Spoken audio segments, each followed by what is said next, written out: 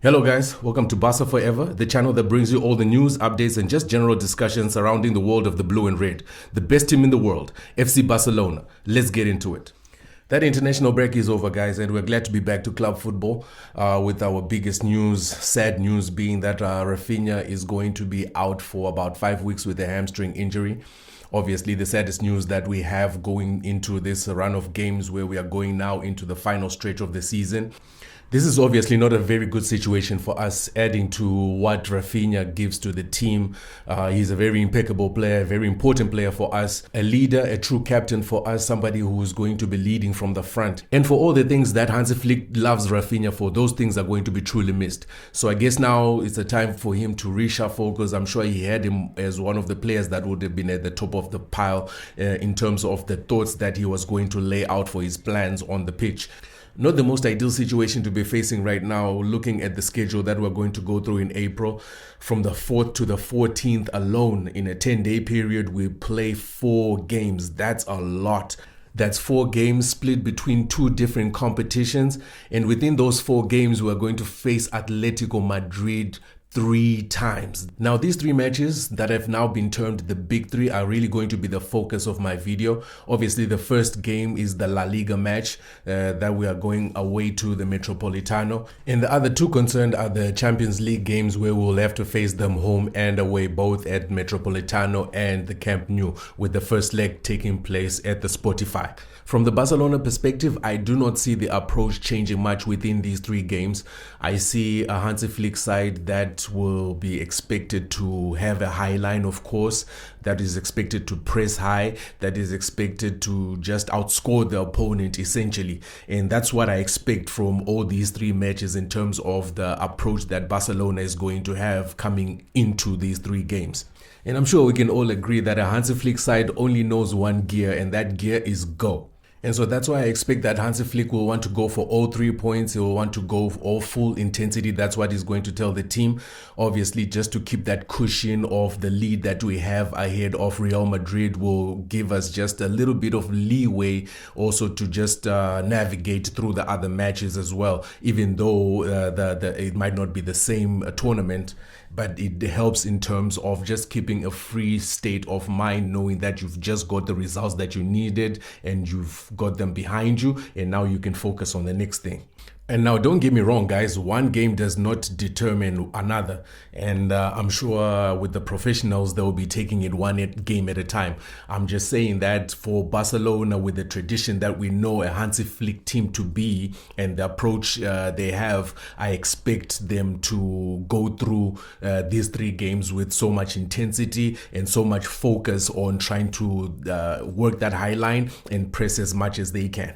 Now, with Atletico Madrid, the thing is, it's a slightly different story from what Barcelona is. We have seen Atletico Madrid, even this season alone, show up with many different faces. We have seen an Atletico Madrid that really has a lot of intensity, that knows how to press really high, knows how to pressure their opponent and win the ball back very high, so that they can turn those turnovers into quick counter-attacks. But we've also seen an Atletico Madrid that is a low block team that plays like a very low level. I don't want to say low level team, but a team probably at the bottom half of the league, where you expect those teams to have a low block when they are playing, especially against a better team. And to make my point here, I'm going to draw from examples where Atletico Madrid faced Real Madrid in the league. In the first leg, they won 5-2 with a lot of high pressing, a lot of intensity. They were pressuring Madrid into making mistakes, and they took the game over, dominating the game, even with the passing, things with even stats that you don't expect Atletico Madrid to be high up. They were doing all that and more in order to achieve the result that they got. But in the return leg, where they lost 3-2, that intensity was not so much as we saw in the first leg. Everything else that we had seen that they had done good was at least 50% lower than what they had done in the first leg, which led them to losing perhaps that game 3-2.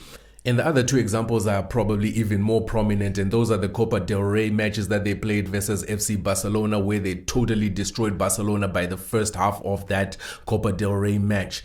They ended up winning 4-0, total destruction, total domination of Barcelona. Again, all the things that they do well when they want to do them are pressing high, leading us into mistakes. They just took the ball and took us over, and were just scoring at will in that game, and we looked at a total loss, especially in that first leg. But in the second leg, again, they drew back, they fell back and went into a low block.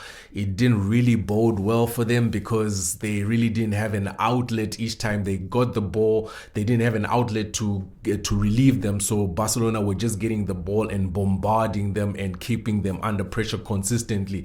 And it was almost a turnaround, a complete remontada, because it was 3-0 by the end of the match. And then you consider even in the first match where one of those goals that the referees ended up saying should have been allowed as a goal, if that had been brought into the second leg, that means Barcelona could have actually drawn with Atletico, and them losing a 4-goal difference to turn over a cup match would have probably been a difficult pill to swallow. It probably still was losing 3-0 in the second leg, but all the best to them because they ended up getting that. But just to show the two different approaches that Atletico Madrid can have, I think that drives the point home. I would really love to hear opinions out there about how you think Atletico Madrid is going to approach the next games. For me, I think, especially with the first game, the La Liga match, they are going to use this as a trial run to see what would work for them going into the Champions League match, because that would be their most important match. In the La Liga, I don't think they have enough of an impetus to push for it, because they know they are so far behind Barcelona both and Real Madrid.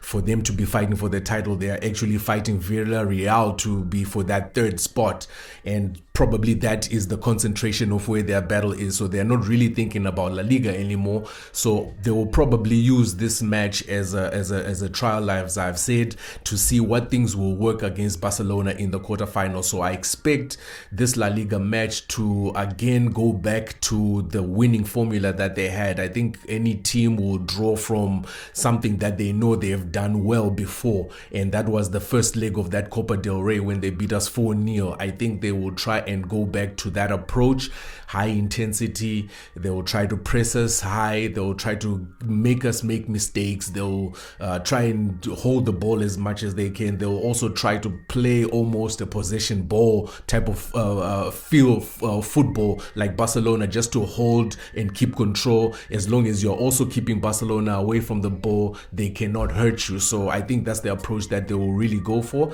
and see if that works for them going into the quarterfinal. But for the quarterfinal, I'm sure that's what they will be going for. Today, maybe it might still differ. They might still end up going in a low block.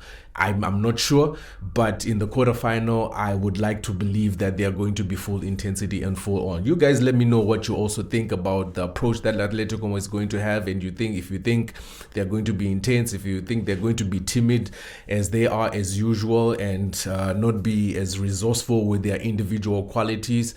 Otherwise, Barca fans, I wish you the best. Let's enjoy this run of games. Let's support the team. Let's hope they get the best results possible. This is Barca Forever. You could have been doing a million other things, but you sacrificed your precious time for your few moments with me. 1,000 times appreciated.